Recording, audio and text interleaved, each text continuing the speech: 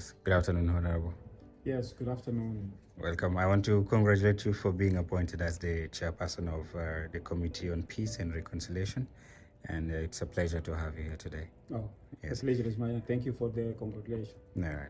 Now, I do understand that you have been given the task to review the two bills, the CTHR and the CRA. How far have we gone with this?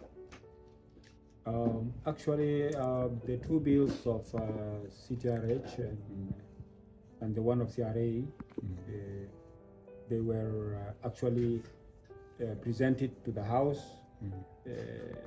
by Honorable Minister of Justice at the middle of December. After that, in that very sitting, the bill was committed by Right Honorable Speaker Jim Anuno Kumba to the Committee on Peace and Reconciliation, as well as the Committee on Human Rights, and also the Committee on Legislation and Justice. Now, the three committees, since then, they have been working together on this bill. Currently, the bill actually is still under preparation for the second reading, which is, we call it the second stage of the bill. The first stage is the reading of the bill or the presentation of the bill by the Minister of Justice. And now this is the second stage that we are about to reach. The bill actually requires the House or the committee to make public consultation, and we have already started the public consultation. But before that, we had the first workshop whereby we familiarized ourselves as the committee with the bill, because the bill was coming from the Ministry of Justice. So we first of all needed to understand what is transitional justice and to consult the peace agreement. And then after that, we went through the two bills, which is Commission for Truth, Reconciliation and Healing, and then the other one is Compensation and Reparation Authority Bill 2023. So after that, we went for the second level, whereby we had a public consultation. We started with those of civil society organizations, and then also the faith-based groups, whereby we brought them together in one workshop of 3 days, and we intended actually to collect their views on the bill. We presented the bill to them, and they went through the bill and they made their inputs in the bill. Now, after that, we had a validation workshop whereby we check on whether what has been captured is really what the civil society organization, the faith-based group were contributing with.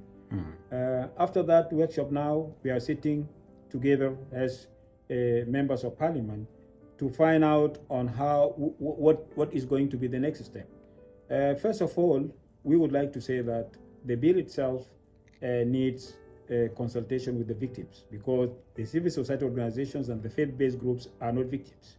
So we would like to go to the grassroots to go and consult the victims themselves. This bill is very sensitive, simply because it is about compensation and reparation and healing also. And it is one of the three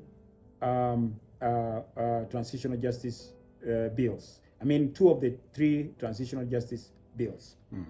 Now, after coming from the grassroots, we also have to do some, study tours to the countries who were having the same or the similar issues, like ours of 2013 and 2016. So we have like Rwanda. There is experience of Rwanda in terms of transitional justice, and we also have the experience of South Africa in terms of transitional justice. So we'd like to get these experiences, and then after that we come and we prepare the bill and table it to the House, so that because during the deliberations in the House, questions may come up in regard to the bill. And if we don't have a proper background on the bill, and proper background and other regional experiences that we have, to enrich ourselves with the knowledge and then now present the bill, it will be very difficult for us to answer queries that will come up from the House. So now we are going towards the second reading, and after the second reading, we'll be going for the third reading, and then the fourth and the final reading of the bill, whereby the bill now can be passed.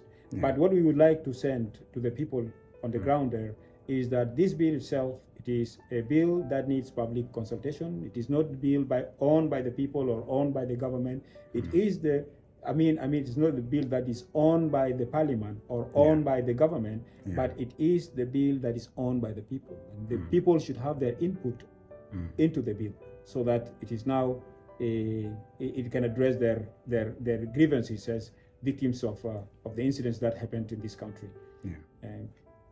Otherwise, these are the few things that I would like to say, but if there are more questions, then you're welcome. Sure. Thank you so much, Chairperson. And you've been in the office for not so long, and the Parliament just... Only 2 months. Only 2 months. This is the second month. And people have been for recess, and, there's a lot of pressure on these two bills. People want it to be passed. Are there some challenges that stand in the way to ensure that these two bills, the CTHR and the CRA, come into enactment? Actually, the bill was presented towards the middle of December, and as you know, we went for recess on the 15th of December, just like 3 or 4 days before that period. That time, the bill was presented to the House, and we could not do anything, and we went for recess for 3 months. Now, when we came back from the recess, it was by the end of April, which is now almost like 1 month. And some, like now we are 2 months. By that time, it happened that the leadership of the parliament was reconstituted in April, whereby some committees got new leadership, or the chairperson of the committee, and I was one of those who are new to the committee. And now to familiarize myself with the committee, and then now we start the work, it is a challenge. But now implementing these 3 or 4 workshops, just in this period of time of 1.5 month or 1 month, it is, in my opinion, it is a miracle. Given the fact that there are some challenges that are there, like financial challenges, funding of those things, of those workshops. And good enough, we were aided by UNAMIS, whereby UNAMIS, they managed to facilitate to us, and we are very thankful at the level of Parliament that they are our partners, and they are gearing our activities towards the right direction. They are helping us a lot.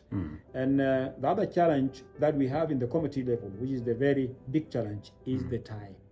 Because this bill itself, it is a bill which is provisioned in the agreement, and it is an agreement. Those agreement bills, we give them priorities in the parliament because they are very important, and they are the reason why the parliament exists as a revitalized transitional national legislative assembly.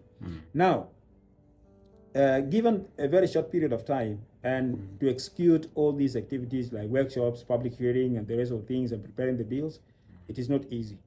So we have been working, around the clock to make sure that we do our level best to produce a bill that is accepted by the victims, because if it is addressing the grievances of the victims, then it is accepted by the victims. So time is one of them, and then the other challenge is the resources itself, financial resources, or the funding of some activities like getting experience from regional and other things, and this was a challenge. But thank God that those of UNDP now are coming in to help us gear towards achieving what is expected by the people of South Sudan by funding some of these activities. But otherwise, in a very short period of time, the bill will be tabled for the second reading, and then the third reading will not take us much time. It is a matter of 2 weeks, and then it is passed, and then the fourth reading also, and it will be taken to the president for his signature. That sounds to be going quickly and in a good speed. I spoke to one person earlier, and they alluded maybe by November we will see this bill coming into force. Is that most likely? If things goes well, I may tell you that it's before November. Okay. So probably maybe there by the end of September, Yeah. We will be in a position now to say that the bill is being passed by the Parliament.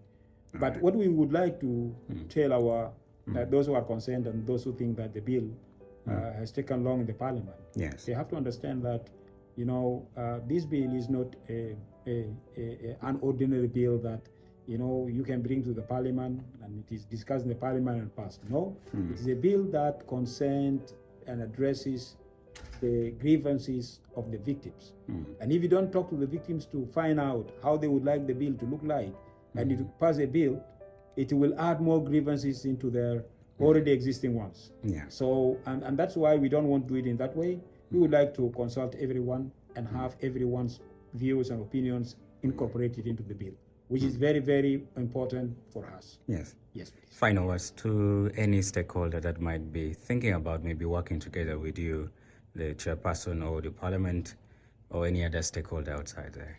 And yeah, of course. You know, what is very important is that we have our development partners, and also we have the stakeholders, and we have already engaged some of the stakeholders. There is a TJ group, that's Transitional Justice Group, and they have been working with us all this time, from time to time during the work on the bill. And as I said, we always welcome, you know, opinions and views from others. It is even stipulated in our conduct of business that if there is any concern from any person, leave alone group, but any person about the bill, we have to listen to that person and see what is the concern of that person. And if it is reasonable and logic, we have to incorporate that idea also in what we are doing in the Parliament. So it is a Parliament of the people, not the parliamentarians. It is a Parliament of the people, and we are there because of the people. And we have to serve our people and our nation at the end of the day. All right. Yeah. Thank you so much. Yeah, you're welcome. Thank you so much, Yeah, Honorable. you're welcome. All right.